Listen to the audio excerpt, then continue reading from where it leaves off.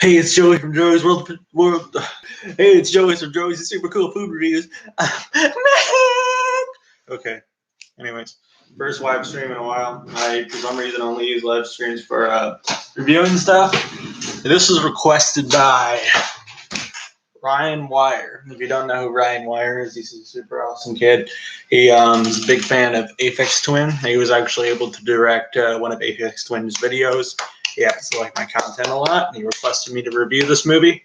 The Exorcist is a classic horror film from the 70s. A lot of people consider it to be one of the scariest horror films ever made. One second. One second. What the hell?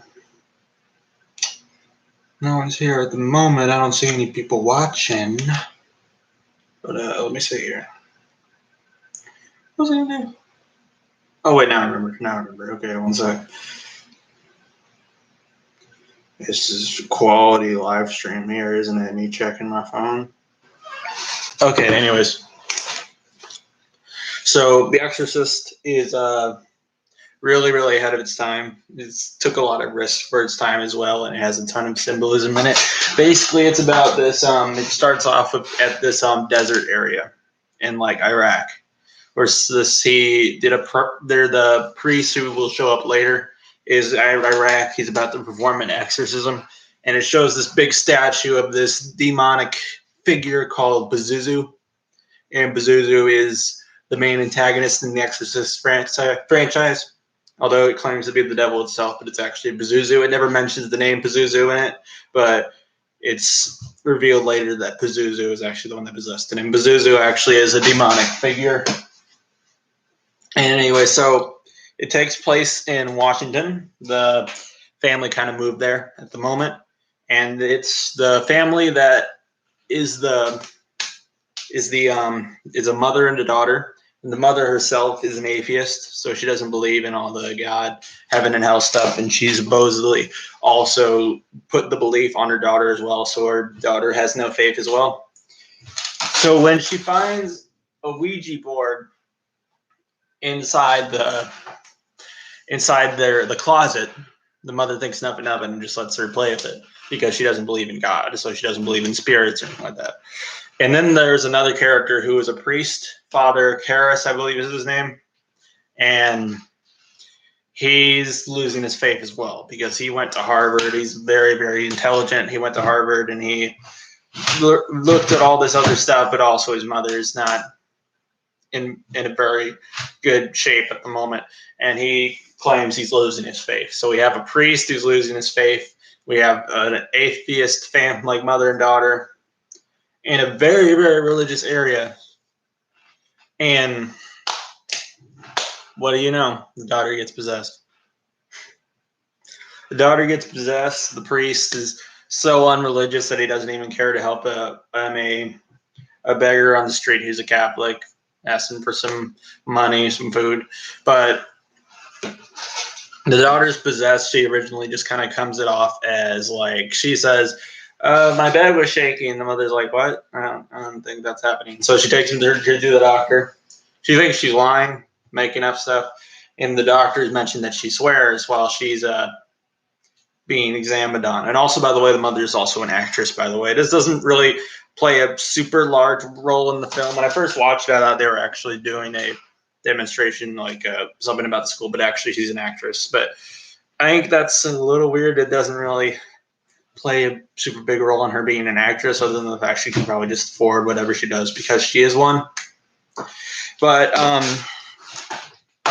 anyway, and it's also kind of hinted that she could have a relationship with the director of the film. It's hinted they are very close, and it's hinted they could have a relationship with each other. But anyways, now she claims the daughter starts swearing and everything like that when she's being examined on, which shocks the mother. And then later she has a house party. A bunch of people come to go visit her and everything like that. And then the daughter comes, urinates on the carpet, and says to someone who's attending, an astronaut, and says, "You're going to die up there." And then the mother brings her up and takes her a bath. And then next thing she knows, she goes on there and the whole bed's shaking. The mother goes in and the bed's shaking and she's on top of it. And she's like, oh. And so then She keeps taking it to the doctor. Things aren't working out. And so she goes, what else can I do? And then the doctor say, are you religious? And she says, no. And she said, is your daughter religious? No. Have you ever heard of an exorcism? That has worked. You can do an exorcism. That's our final solution. So she says, so she does. She goes through with the exorcism. She goes and tries to get her daughter exorcised. And the priest that's picked is a very well-respected priest that is losing his faith that I mentioned earlier, which is Father Karras, who originally does not believe it at first. In fact, let me say this. So this priest go around, he smokes, the mother smokes, the mother goes around using words that are accusing God's name in vain. Priest swears, the priest is hot-headed. It's not looking good. I'll tell you that much. But so the priest says he'll do it as he'll go to go see her. The daughter herself is speaking in a completely different voice. And she's all gross looking and all that. Her head twists around. That's a famous thing in it. She goes, and he goes and sees her. He doesn't believe it at first. Even Pazuzu even pretends to get faked by trying to pretend like he's getting harmed by tap water that is actually holy water that is actually tap water, and to fool him. And then later, he comes back and he sees the words. She speaks backwards, and he rewinds it, and it's English backwards. And then, and then he goes back there, and he sees the words "help me" just forming on her belly, and then he starts believing it. He starts believing that she is actually possessed. Although it claims to be possessed by the devil itself, but it's actually Pazuzu, so don't get that. Fool, it's Pazuzu. Yeah. But anyways, so what was it? And so because of Father Karras' kind of lack of faith, he gets another priest to help him do an exorcism as well, which is the priest at the beginning, the one who did the exorcism in Iraq, who also did one on Pazuzu, which for the most part doesn't go well. She starts levitating off the ground. She starts taunting Father Karras, saying, "Your mother sucks cocks in hell." She goes like, Pazuzu, I guess but he goes like, "You're a faithless slime." All this shit, He's taunting Father Karras. It's not taking it seriously at all. It's her head's twisting around again. She's flying, like levitating, just getting marks all over her legs and stuff. And eventually, this part, I gotta admit, this is the kind of thing I thought could have been handled well. The exorcism does not stop Pazuzu. Pazuzu kills the other priest, and Father Karras gets so angry that he goes and starts hitting Reagan in her Pazuzu form, and then he says, "Take me, just take me!" And then it possesses Father Karras, and then Reagan's there crying on the ground, and then Father Karras says that Pazuzu about to strangle her, but then he goes, "No!" And then he jumps out of the window and falls to his death. And that's how Pazuzu dies. I guess you can say. I don't know. I haven't seen the sequels, but that's how Reagan's not possessed anymore. And then later they try to return to whatever state they came from. Sorry if I don't remember what state they were from, but we're staying in Washington. And what was it? Oh yeah, and Chris, she says that her mother says that Reagan doesn't have any type of a memory of it. But then a priest comes by Father Dyer to go check on them, and then Reagan goes and kisses Father Dyer on the cheek, hinting that she does have memory of it, and she might even try to get herself some religious faith, which I'm assuming her mother would try to do as well. Oh, and you want to do something really creepy about this film? This is based on an actual supposed exorcism. It's based on a book that's based on an actual supposed exorcism that happened on a boy named Roland Doe. It was not a girl, it was a boy. But it's creepy. And Exorcism is a great film. Definitely holds up for its time. I think there's some things that are so freaking disturbing in it. And I think the fact that the person doing it, all this crap, is a little girl, like a 12-year-old girl, I believe how old she is. It just makes it even more disturbing. Like the part where she's like, Jesus, fuck you, like Jesus, fuck you, at the cross. She's trying to shove it up her fucking pussy, and then she takes the mother and shoves her face in her pussy and says, "Lick me, lick me."